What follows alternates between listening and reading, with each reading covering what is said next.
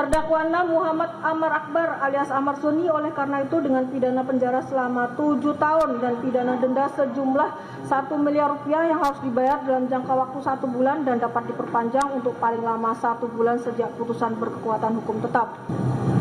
Menimbang bahwa penasihat hukum terdakwa 6 menyampaikan pembelaan yang pokok-pokoknya sebagai berikut. 1. BAP terdakwa batal demi hukum karena dibuat tanpa pendampingan PH yang nyata dan efektif.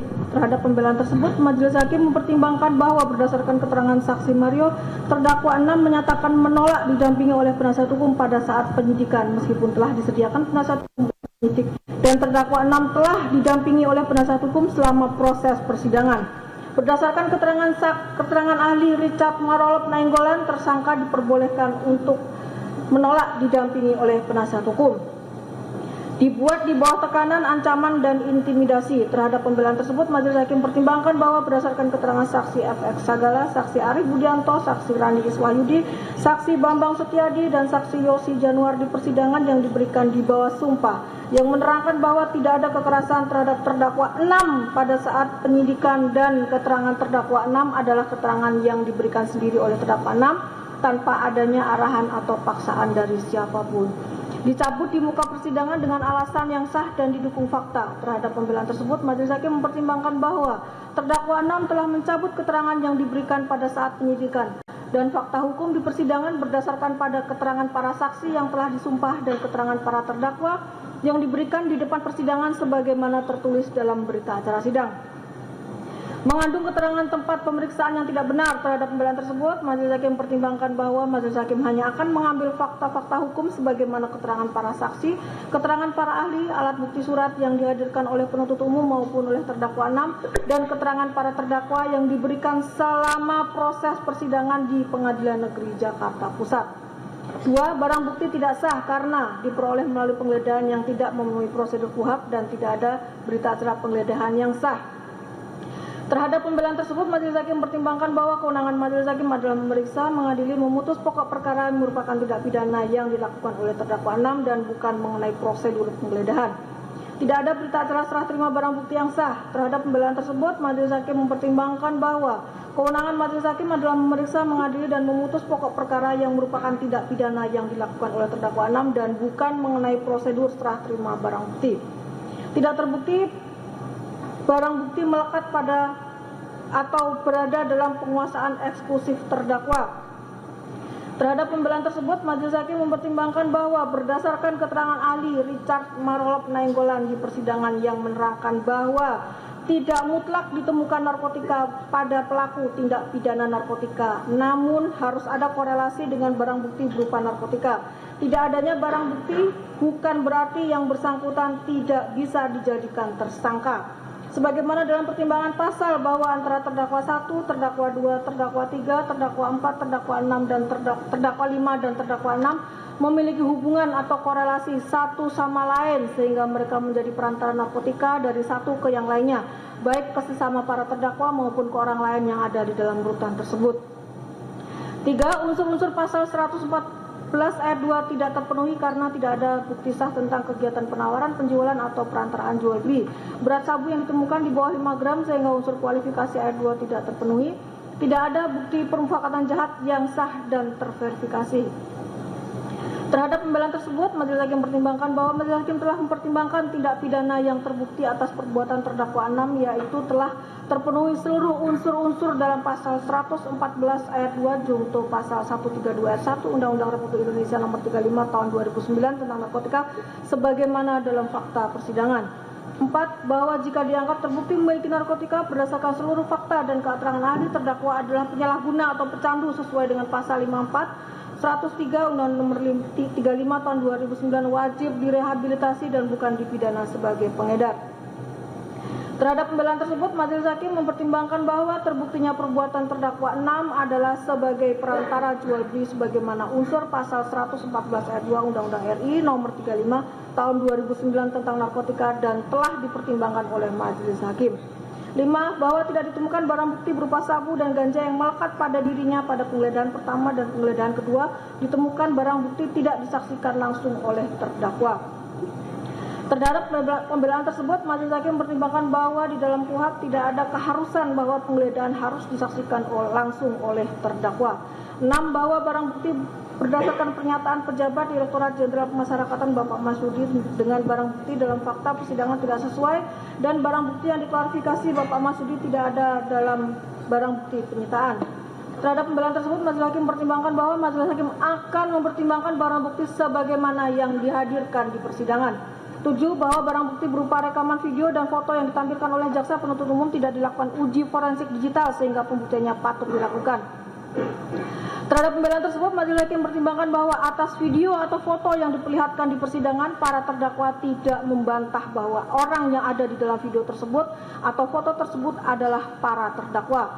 8. Bahwa terdakwa selama masa penyidikan kepolisian hingga penyidikan belum dilaksanakan asesmen. Terhadap pembelaan tersebut, majelis hakim mempertimbangkan bahwa berdasarkan ahli Anang Iskandar bahwa asesmen wajib dilakukan terhadap penyalahguna, yaitu dilakukan terhadap seseorang yang diduga sebagai pengguna atau penyalahguna narkotika. Majelis hakim sepakat terhadap keterangan ahli tersebut, yaitu untuk melakukan asesmen terhadap terdakwa yang ada dugaan kuat sebagai penyalahguna atau pengguna narkotika.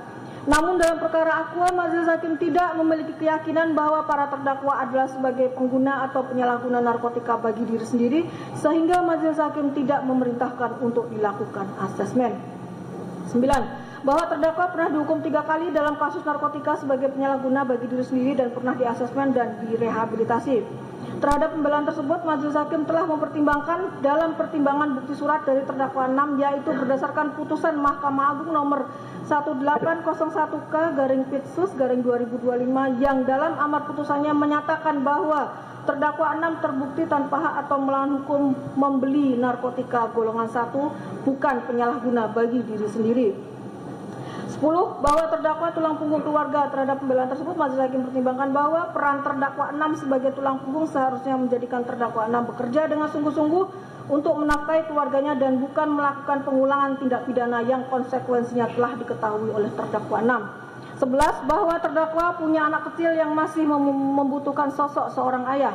Terhadap pembelaan tersebut, majelis hakim mempertimbangkan bahwa terdakwa 6 yang pernah dipidana selama 3 kali dalam perkara yang sama, apabila terdakwa 6 menyadari akan perannya sebagai seorang ayah yang memiliki anak kecil yang masih membutuhkan sosok seorang ayah, maka seharusnya terdakwa 6 tidak perlu mengulangi perbuatannya tersebut. 12. Bahwa berdasarkan asas lex favor reo, penerapan perundang-undangan yang menguntungkan terdakwa, maka berdasarkan penyesuaian pidana dalam undang-undang di luar Undang-Undang Nomor 1 Tahun 2023 tentang Kitab Undang-Undang Hukum Pidana pasal 1 ayat 1 menyatakan dalam hal undang-undang di luar Undang-Undang Nomor 1 Tahun 2023 tentang Kitab Undang-Undang Hukum Pidana membuat ancaman pidana minimum khusus, ketentuan ancaman pidana minimum khusus dihapus. Terhadap pembelaan tersebut, majelis hakim mempertimbangkan bahwa dalam perkara Aqua, majelis hakim telah mempertimbangkan aturan yang lama maupun aturan yang baru sehingga pidana yang dijatuhkan telah dianggap patut dan adil. Menimbang bahwa pasal Romawi 2 ayat 5 huruf A Undang-Undang Republik Indonesia Nomor 1 Tahun 2026 tentang penyesuaian pidana menyatakan bahwa ketentuan pidana dalam undang-undang selain Undang-Undang Nomor 1 Tahun 2023 tentang Kitab Undang-Undang Hukum Pidana yang memuat ancaman pidana penjara dan pidana denda secara bersamaan, pidana denda diubah dengan ketentuan dalam hal pidana penjara diancam secara kumulatif dengan pidana denda, ancaman pidana diubah menjadi kumulatif alternatif sehingga majelis hakim akan menjatuhkan pidana penjara dan denda sekaligus. Menimbang bahwa pasal 81 ayat 1 Undang-Undang Nomor 1 Tahun 2023 tentang Kitab Undang-Undang Hukum Pidana menyebutkan bahwa denda tersebut wajib dibayar dalam jangka waktu tertentu sebagaimana termuat dalam amar putusan ini. Jika pidana denda tidak dibayar dalam jangka waktu yang telah ditentukan, kekayaan atau pendapatan terpidana dapat disita dan dilelang oleh jaksa untuk melunasi pidana denda yang tidak dibayar.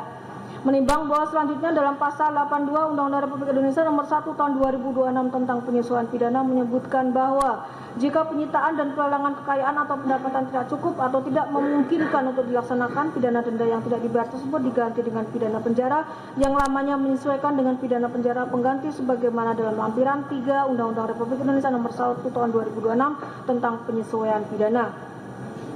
Menimbang bahwa dalam persidangan majelis hakim tidak menemukan hal-hal yang dapat menghapuskan pertanggungjawaban pidana baik sebagai alasan pembenar dan atau alasan pemaaf, maka serta para terdakwa mampu bertanggung jawab, maka para terdakwa harus dinyatakan bersalah dan dijatuhi pidana. Menimbang bahwa oleh karena ancaman pidana pasal yang terbukti adalah kumulatif, maka kepada para terdakwa selain jatuhi hukuman penjara juga jatuhi pidana denda dengan ketentuan apabila pidana denda tidak dibayar maka diganti dengan pidana penjara. Menimbang bahwa oleh karena para terdakwa mampu bertanggung jawab maka harus dinyatakan bersalah dan dijatuhi pidana. Menimbang bahwa dalam perkara ini terhadap terdakwa 3 dikenakan penahanan yang sah, maka pasal penahanan tersebut harus dikurangkan seluruhnya dari pidana yang dijatuhkan. Menimbang bahwa oleh karena terdakwa 3 ditahan dan penahanan terhadap terdakwa 3 dilandasi alasan yang cukup, maka perlu ditetapkan agar terdakwa 3 tetap berada dalam tahanan. Menimbang bahwa terhadap barang bukti yang diajukan di persidangan untuk selanjutnya dipertimbangkan sebagai berikut. 1. Satu bungkus rokok gudang garam berisi 1 paket plastik klip sedang yang di dalamnya terdapat 12 paket plastik klip kecil yang berisi narkotika jenis sabu dengan berat neto 0,9915 gram. 2. 1 paket plastik klip sedang berisi 7 paket plastik klip kecil yang berisi narkotika jenis sabu dengan berat neto 3,6307 gram. 3. 1 paket plastik klip sedang yang berisi 5 paket plastik klip kecil yang berisi narkotika jenis sabu dengan berat neto 4,3339 gram. 4. 1 paket plastik klip sedang terbalut lakban warna coklat yang berisi 11 paket plastik klip kecil yang berisi narkotika jenis sabu dengan berat neto 0,6931 gram. 5. 1 paket plastik klip kecil yang berisi 1 butir narkotika jenis ekstasi bermotif tengkorak warna pink dengan berat neto 0,4007 gram. 6. 1 paket plastik klip kecil yang berisi narkotika jenis sabu dengan berat neto 0,0913 gram. 7 paket plastik klip kecil yang berisi narkotika jenis sabu dengan berat neto 0,9917 gram. 8. 1 paket plastik klip sedang yang berisi narkotika jenis sabu dengan berat neto 0,5908 gram. 9. 2 paket plastik klip kecil yang berisi narkotika jenis sabu dengan berat neto 0,7412 gram. 10. 1 paket plastik klip berisi 22 linting yang berisi narkotika jenis ganja dengan berat neto 4,2291 gram.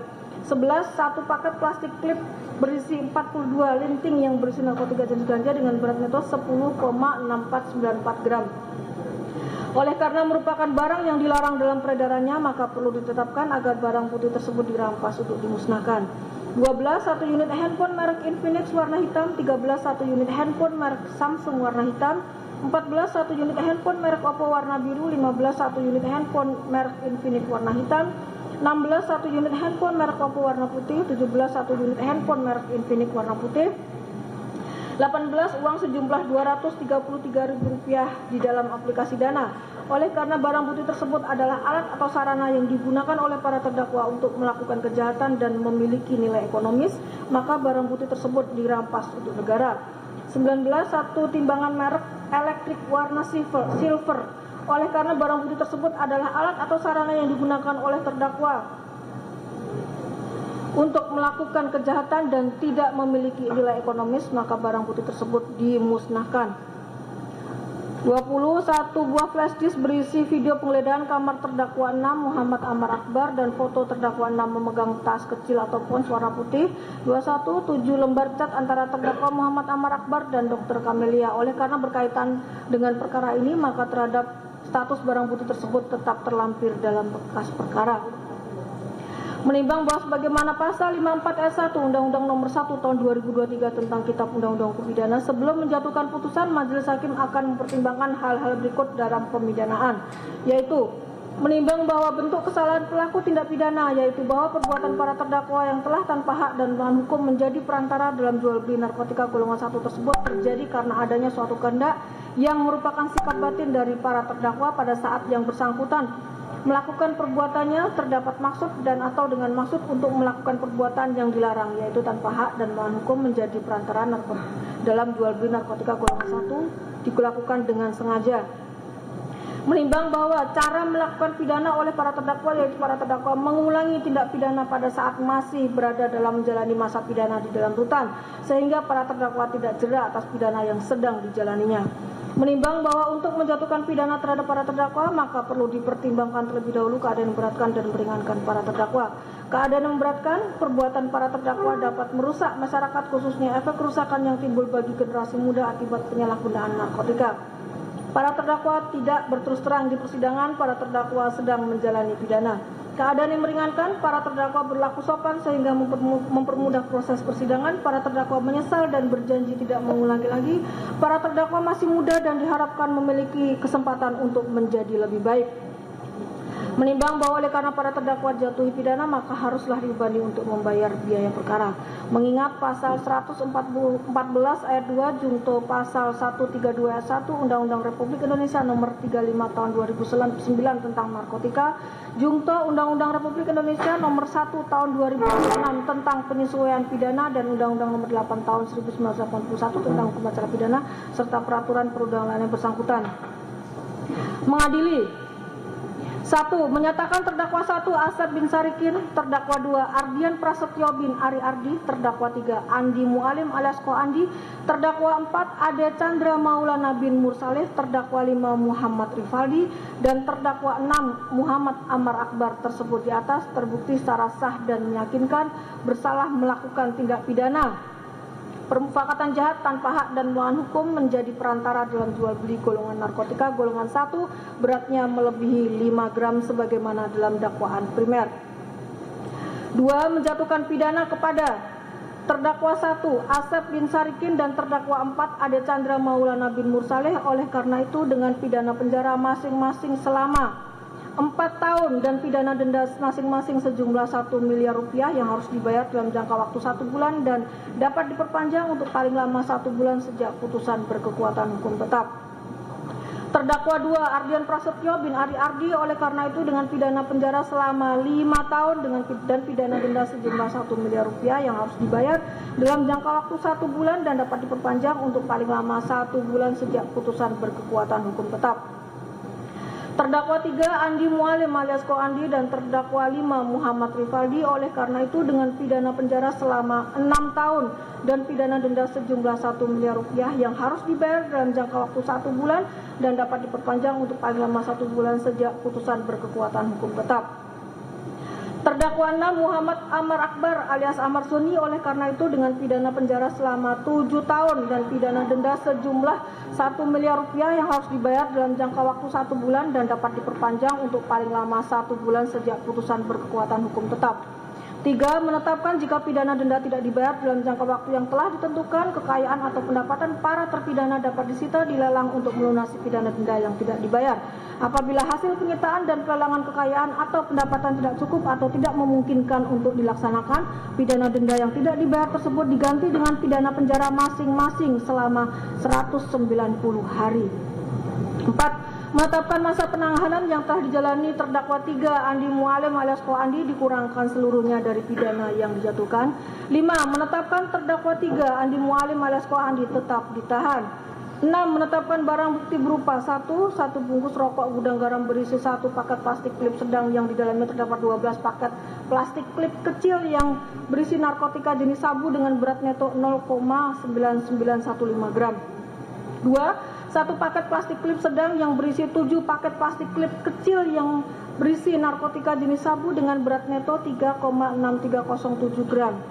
3. 1 paket plastik klip sedang yang berisi 5 paket plastik klip kecil yang berisi narkotika jenis sabu dengan berat neto 4,3339 gram.